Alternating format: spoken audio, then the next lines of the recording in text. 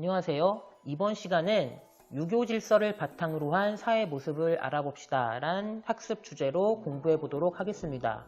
교과서는 66쪽부터 68쪽이죠. 우리는 지금 조선이란 나라에 대해 배우고 있습니다. 지난 시간까지 배웠던 것을 조금 정리해 보면 조선이란 나라를 건국한 태조 이성계부터 태조 이성계 1대 왕이에요. 1대. 그 다음에 2대는 정종이라고 이방원의 형이 있었어요. 정종이 이방원이 왕이 되기 전에 잠깐 동안 했던 왕이 있었고요. 2년인가 3년 정도 그냥 잠깐 하고 3대 태조 이방원,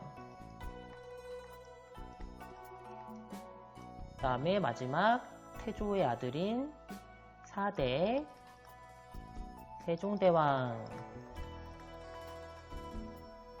이 세종대왕의 이름은 이도였다고 하죠. 이도.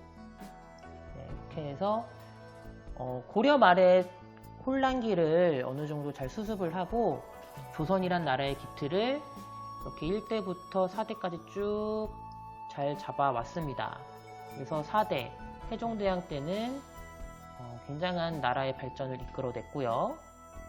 그렇다면 이 조선이란 나라는 조선을 건국했을 때부터 어떠한 통치 이념을 바탕으로 나라를 이끌었는지를 이번 시간에 배워보도록 하겠습니다.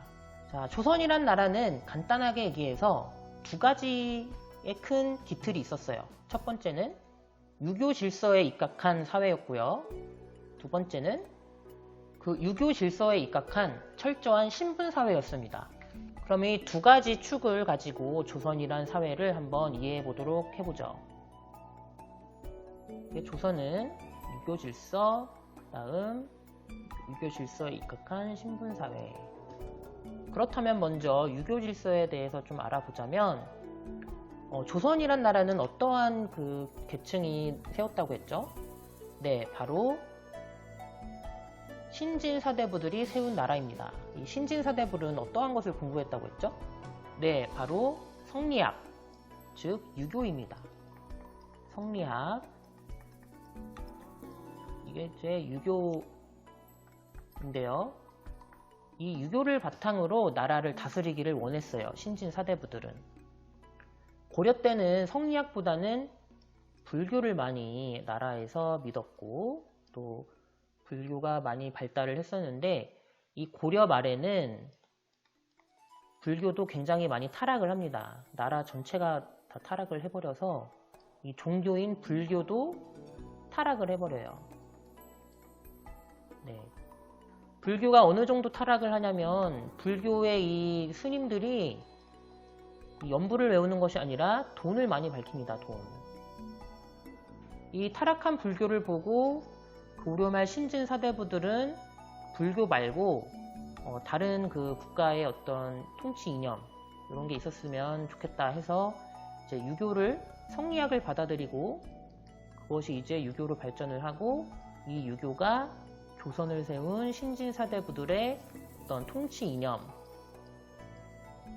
나라를 어떻게 다스릴 것인지 그리고 철학으로 자리를 잡습니다. 그리고 이 신진사대부들은 또 이 유교 철학에 입각해서 유교 통치 이념에 입각해서 법전을 만드는데 그것이 바로 경국대전입니다. 경국대전은 이제 그 세조 때부터 만들기 시작했어요. 세조는 세종대왕의 아들이죠. 세종대왕의 아들인 세조. 세조에서부터 쭉 중간에 예종이 또 있었어요. 예종이라는 왕이 있었는데 예종을 거쳐서 성종 때 완성이 되는 그 법전입니다. 법전. 우리나라 지금 대한민국도 법전이 있죠? 이제 조선의 법전인데 사실상 그 고려 때까지만 해도요. 법전이 없었습니다. 공식적인 법이 없었어요. 그냥 그때그때 상황에 따라서 통치를 했기 때문에 뭐 같은 일이 벌어져도 이 사람 다르고 저 사람 다르고 이게 달라요. 그때그때 다르고. 그리고 큰 틀은 중국의 법을 따랐습니다. 중국의 뭐 원나라라든지 당나라라든지. 그런데 이제 조선으로 들어오면서 신진 사대부들이 조선의 관리가 돼서 유교적 통치 이념을 바탕으로 나라를 통치하기 위해서 법전을 만드는데 그것이 바로 경국대전이다. 그리고 이제 이 경국대전은 이때 만들어져서 그 조선의 그 법의 바탕이 됩니다. 굉장히 중요한 법전이고요. 그리고 이 유교 질서를 바탕으로 해서 사회 분위기도 많이 바뀌게 됩니다. 흔히 얘기하는 관혼상제란 말 아시나요? 이 관혼상제라는 것은 사람이 살면서 겪는 큰 4가지의 일을 뜻하는데 관례, 혼례, 상례, 제례 이렇게 4가지를 얘기하는 건데 이 관혼상제의 생활 모습이 조선 때부터 뿌리를 내리게 됩니다. 관례라고 하는 건 이제 성인이 됐을 때 뭐 상투 틀고 뭐 이렇게 하는 거, 혼례는 결혼, 그리고 상례는 사람이 죽었을 때, 그리고 제례는 명절 때마다 지내는 제사. 네, 이 4가지의 어떤 생활 모습과 문화가 조선 때부터 유교의 그 철학을 바탕으로 자리를 잡게 됩니다. 그래서 지금 우리가 알고 있는 여러 가지 생활 모습은 이 조선의 유교를 바탕으로 이루어진 것들이 굉장히 많습니다. 그런데 이제 조선이 드러나고 나서도 조선 전기에는 아직 이 유교적인 그 사상이 뿌리를 내리기 전이기 때문에 조선 전기에는 아직까지 그 고려의 풍습이 남아 있어서 지금은 이제 아들이 더 중요하다고 생각하지만 조선 전기 때까지만 해도 아들과 딸은 동등했어요. 아들과 딸은 동등했고 재산도 아들, 딸 같이 나눠주고. 그리고 전기 때까지만 해도 여자가 남자한테 시집을 가는 것이 아니라 반대였습니다. 반대로 남자가 여자한테 장가를 들어요. 시집 간다는 게 아니라 장가 든다라고 했습니다. 조선 전기 때까지만 해도. 그래서 남자가 결혼을 하면 남자가 여자 집 그 친정에서 어느 정도 살다가 이제 분가를 했어요. 완전 반대였죠. 그래서 이제 시집 간다는 말은 따지고 보면 300년, 400년 정도밖에 되지 않은 겁니다, 여러분. 그리고 여자들도 여러 가지 경제활동이라든지 집안에서의 지위가 남자 못지 않았습니다. 전기까지는 이랬는데 점점 이제 조선 임진의 날을 거치고 조선 후기로 갈수록 점점 이제 아들을 중요시하고 여자가 좀 천시되는 그러한 분위기로 바뀌게 되는데 조선 전기 때까지만 해도 이런 모습이었고 점점 이제 유교적인 생활 방식이 뿌리를 내리고 있었다라는 거고요. 이제 신분사회, 이제 또 중요한 축이 뭐냐면 이제 신분사회였다는 거예요. 유교 질서를 바탕으로 한 신분사회였는데 이 유교 질서라는 것이 뭐냐면 간단하게 이거예요. 나라에 충성하고 나라의 충성, 부모의 효도. 네. 크게 이건데 이거는 결국엔 뭐냐면 자신의 본분, 좀 나쁘게 얘기하면 자신의 분수에 맞게 살아라. 요거를 강조하는 겁니다. 그러니까 즉 어떻게 보면 이 유교 이념이 이 신분사회를 좀 더 공고하게, 신분사회를 타당하게 뒷받침하는 수단으로도 작용을 합니다. 그래서 이제 조선의 신분사회는 물론 뭐 고려나 뭐 예전 다른 국가나 다른 나라들도 신분사회였지만 이제 조선으로 와서는 이 신분사회가 더 공고하게 되고 더 뿌리를 받게 됩니다. 그리고 조선의 신분은 크게 4가지로 나뉘는데 양반, 중인,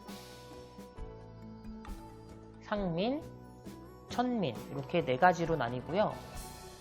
크게는 이렇게 양인과 천인 이렇게 나뉩니다.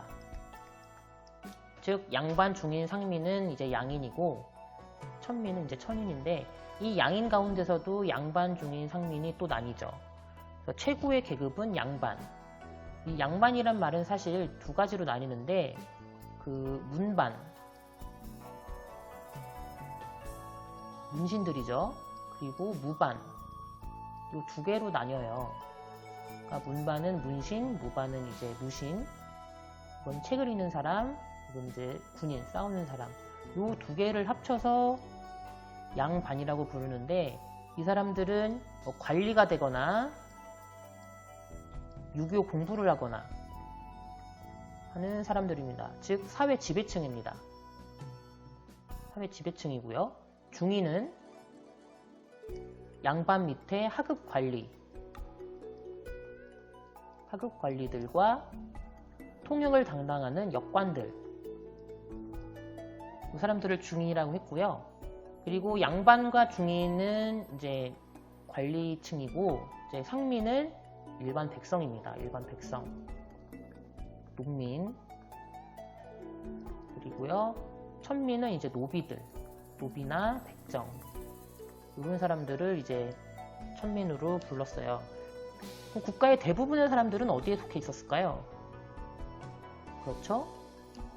나라의 대부분의 사람들은 요 상민과 천민들이었습니다. 양반과 중인들은 일부분이고요. 그리고 법적으로는 이 양인 이상들은 과거 시험을 봐서 관리가 될 수 있다라고 얘기를 하는데 사실상으로는 이 상민들, 백성들은 농사짓기 바쁜데 어떻게 공부를 해서 관리가 됩니까? 그래서 모든 어떤 기득권이나 어떤 재산이라든지 관직은 그 양반들이 독점을 했다라고 알아두시면 되겠습니다. 조선의 사회는 이제 간단하게 살펴보면 이런 사회였고요. 한 가지 이제 마무리하면서 이야기해야 될 거는 조선이란 나라가 이제 고려의 여러 가지 어려움과 또 모순들을 해결하기 위해서 세워진 나라이지만 사실 조선이 세워졌다고 해서 모든 문제점이 해결된 것은 아니었어요. 조선 이전의 고려는 이제 귀족 사회였죠. 귀족. 하지만 조선은 그 소수의 귀족이 갖고 있는 권력을 관리들이 나누어 가집니다. 그래서 고려에서 조선으로 넘어오면서 소수의 귀족이 이제 공부하는 관리로 공부를 해서 관직을 진출한 관리들한테 이제 권력이 넘어가는 조금 더 열린 사회가 됐지만 이것은 사실은 지배층의 얘기고요. 실제적으로 우리가 흔히 얘기하는 백성들, 상민과 천민, 이 백성들의 삶은 크게 나아지지 않았습니다. 우리가 태평성대라고 얘기하는 세종 때조차도 도적과 밀란, 즉 백성들의 반란이 끊이지가 않았어요. 네. 그래서 세종대왕도 많은 노력을 했지만 왕 하나가 노력한다고 사실 바뀌는 거는 많이 없거든요. 세종이 아무리 좋은 법과 제도를 만들어도 그 밑에 있는 관리라든지 양반들이 제대로 따르지 않았기 때문에 백성들의 생활은 크게 나아지진 않았어요. 이게 사실은 안타까운 점이고, 그리고 이제 조선은 이제 유교 사회이지 않습니까?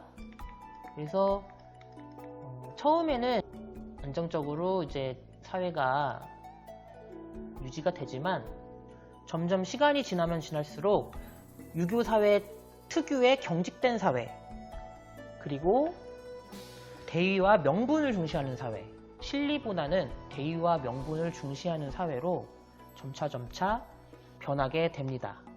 더 자세한 내용은 조선의 역사를 배우면서 차근차근 알아가 보도록 하고요. 그래서 68쪽까지의 내용은 여기까지 마무리하도록 하겠습니다. 이상입니다.